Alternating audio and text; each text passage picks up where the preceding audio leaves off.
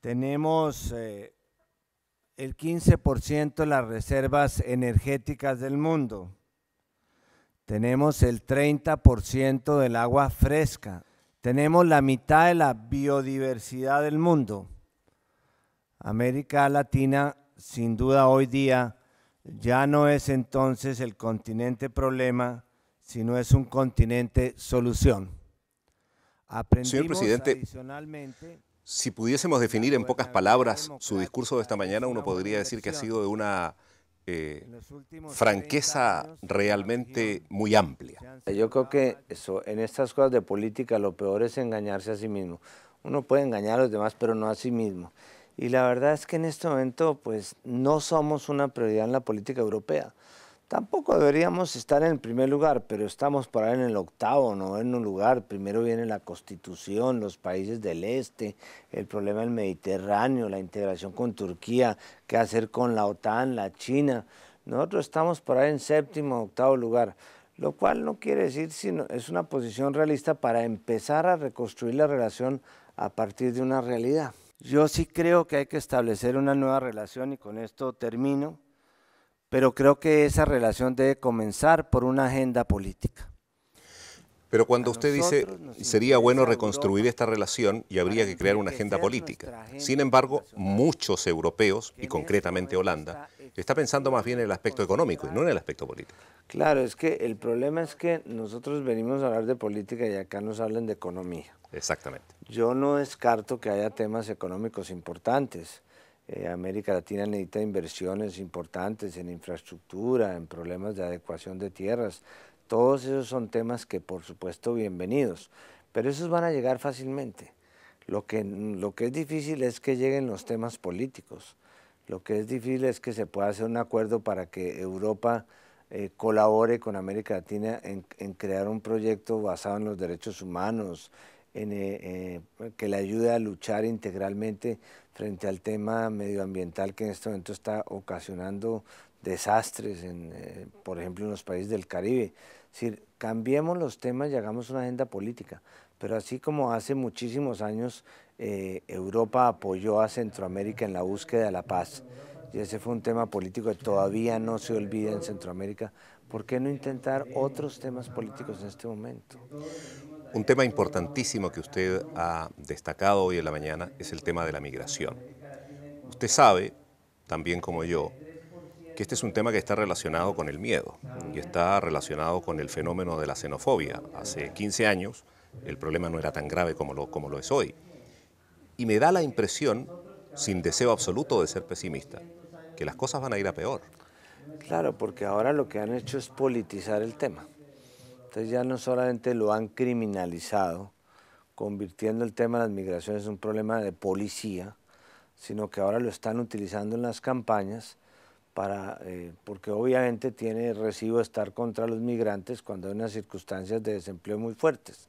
Hace 20 años, cuando aquí no se conseguía una mano de obra, cuando las cifras de desempleo eran de un dígito, pues era muy acogida el apoyo de la migración y las puertas abiertas, pero hoy día no solamente no está siendo acogido, sino que está siendo perseguido, que me parece absurdo que después de haberle América abierto las puertas a Europa para toda esa ola migratoria que llegó en los años 30 y 40 del siglo pasado, ahora un poco la respuesta sea, ahora yo le cierro las puertas porque tengo dificultades. Cambiemos de tema, señor presidente.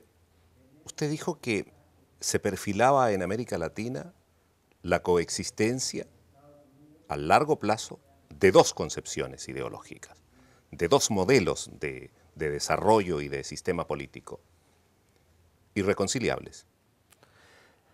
Desde el punto de vista ideológico, con muchas diferencias, por supuesto, lo que yo he señalado es que esas diferencias ideológicas no deberían llevarnos a rompernos como región.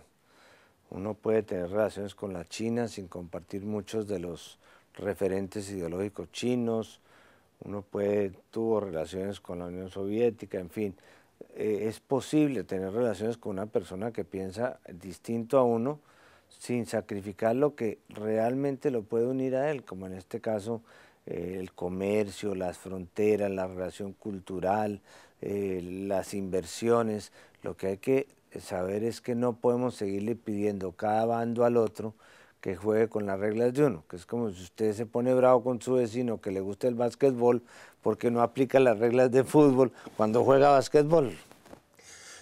Pero si es así, una de las claves del éxito para que esto funcione para la armonía es que exista el respeto suficiente que no permitan interferencias, intervenciones, enamoramientos, búsquedas de alianzas, complot y todas estas cosas que las hemos visto en mayor o menor medida en América Latina sin nombrar protagonistas, pero es algo que se está dando. Que no se polarice la región, pero eso es distinto a que se politice. Yo creo que la región sí se debe politizar. Llevamos 20 o 30 años sin hablar de política y los problemas estaban ahí. Pero siguiendo un poco la idea de los hospitales, esos en las salas de cuidados intensivos que ponen un letrero que dice silencio, enfermo grave, o sea, no hablemos de esos temas. Entonces uno iba a las cumbres, pero no hablaba de las diferencias limítrofes, no hablaba de lo que a mí me molestaba del otro. Yo creo que se ha sincerado mucho más la política en América Latina en los últimos años. Es más difícil de manejar, la imagen que damos es una imagen más desordenada, pero antes teníamos una imagen ordenada, pero no estábamos unidos. ¿Y usted como expresidente no se ubica en ninguno de los bandos y le gustaría más bien jugar de coordinador de las diferencias y de las afinidades? Pues ser técnico de fútbol no, tiene no es mala cosa, tiene su encanto. Tiene su encanto, uno lo que tiene que tener es una disculpa lista si pierde. Pero no, me creo que detrás de los dos modelos, por llamarlos de alguna manera, hay unos elementos comunes que son importantes para la región. Digamos, la región aplicó en los años 90 lo que se llamó el consenso de Washington, que tenía más de Washington que de consenso, que eran unas recetas impuestas desde Washington. Usted tiene que vender las cosas, tiene que entregar al Estado, tiene que poner más impuestos. ¿Y eso se terminó? Eso se terminó, entre otras cosas que nos dimos cuenta que ni generó crecimiento ni produjo bienestar. Y lo que viene ahora es una nueva conciencia social en la región, de volver a pensar en el concepto de inclusión social, de volver a pensar en las desigualdades, de volver a hacer esfuerzos por incorporar a la gente. Y me parece que esa reflexión es sana. Ahora, que unos quieren llegar subiendo la montaña y otros quieren bajando al valle, cada cual tiene su manera, pero si existe la idea de llegar allá, me parece que es válido. El subsidio que le dan a una vaca en Holanda equivale a lo que se gana un trabajador latinoamericano en un año. El negocio no entonces no es trabajar en América Latina, sino colocarse de vaca en Holanda. Que le den a uno un subsidio con el cual... ¿No hay una aparente contradicción entre lo que usted dijo al comienzo de su discurso? Porque comenzó muy optimista y dice, América Latina va bien. Por una vez va muy bien. Ha logrado superar la crisis mucho mejor que otros, entre otras cosas. Sí. Pero 10 minutos después usted dice, y todas esas protestas, todos esos jóvenes que salen a la calle, no lo hacen por razones ideológicas, sino lo hacen por falta de trabajo. O sea que América Latina va bien, pero los latinoamericanos no van muy bien. La economía va bien, la región va bien, hemos hecho muchos esfuerzos en el tema social, pero hablé de dos tareas pendientes. La primera, la gobernabilidad. Seguimos teniendo dificultades de gobernabilidad porque estamos afrontando unas patologías muy complicadas como el narcotráfico y el armamentismo. Y segundo, tenemos la tarea pendiente de la legitimidad. A pesar de que la región vaya bien, de que hemos organizado bien el crecimiento, que tenemos estabilidad, resulta que tenemos dificultades porque no hemos sido capaces de repartirnos mejor. Hay un tema que usted no tocó y que a mí me interesa profundamente su comentario. ¿Qué piensa usted de toda esta polémica que se ha creado en torno a los medios de comunicación en América Latina? Hombre, yo creo que aquí hay de largo y de ancho. En primer lugar, me parece que el papel que los medios están cumpliendo, digamos, en lo que podríamos llamar la parte de denuncia, es un papel sano. Denuncia de excesos de poder, denuncia de casos de corrupción. Ese me parece un papel válido de los medios. Pero también hay que entender que la estructura de algunos medios cambió y que hoy día muchos están funcionando más con la cabeza de empresarios que con la cabeza de medios de comunicación. Y de alguna forma litigan en función de sus propios intereses.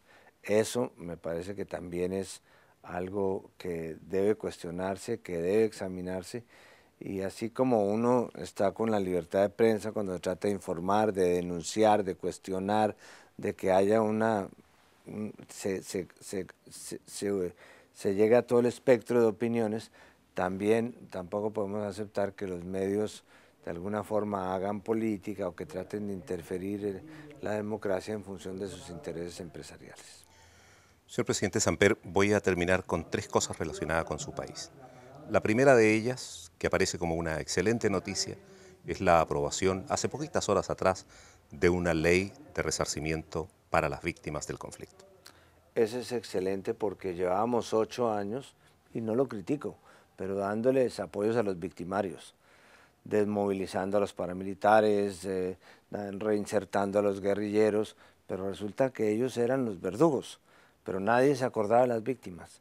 Ahora con esta ley el Estado asume la responsabilidad ante el mundo de que ese 2,5 millones, 3 millones de víctimas de la violencia requieren una reparación no solamente económica, sino también moral y jurídica, y ahí están los instrumentos para resarcir a las víctimas. O sea, pasamos de los victimarios a las víctimas y eso es una buena noticia. Usted sabe que el presidente Santos viene diciendo desde hace tiempo que es importante reconocer que en su país hay un conflicto, que ya tiene varias décadas. Pero ha salido a la palestra a responderle el ex presidente Uribe diciendo: el reconocer que hay un conflicto, lo único que hace es hacerle el juego a los terroristas, a los guerrilleros y a todos aquellos que viven fuera de Colombia, que siempre han tratado de darle legitimidad a estos bandidos. Esta es una discusión muy de fondo, porque si en Colombia no reconocemos que hay un conflicto, y lo hay desde hace 50 años, tenemos que ir al otro extremo, y es decir, aquí lo que hay es una guerra de sálvese quien pueda. Con el esquema del presidente Uribe decimos, aquí hay una guerra, yo soy la parte buena en la guerra, todos los demás son malos, yo digo quién es malo, yo persigo al que considere malo. Si reconocemos, como lo acaba de hacer la ley de víctimas, que lo que hay aquí en el marco de esto es un conflicto, primero hay actores de ese conflicto, hay unos actores armados que deben ser perseguidos y hay unos actores sociales que deben ser protegidos. No le podemos dar el mismo tratamiento a un sindicalista que a un guerrillero. Segundo, la guerrilla en condición de tal tendrá que aplicar el derecho internacional humanitario. Está obligada como parte del conflicto a aplicar el derecho internacional humanitario, a liberar a los secuestrados, a proteger a los niños, a defender las escuelas, a evitar el minado de los campos como estrategia de guerra. Y tercero, lo más importante para mí, José, y es que podemos pensar, así sea un poco ilusamente, en que vamos a tener una salida política al conflicto armado. Una de las guerras no sale por negociaciones, sale aplastando al contrario. Si hay un conflicto, eventualmente podemos llegar a una negociación y salir a las buenas del conflicto.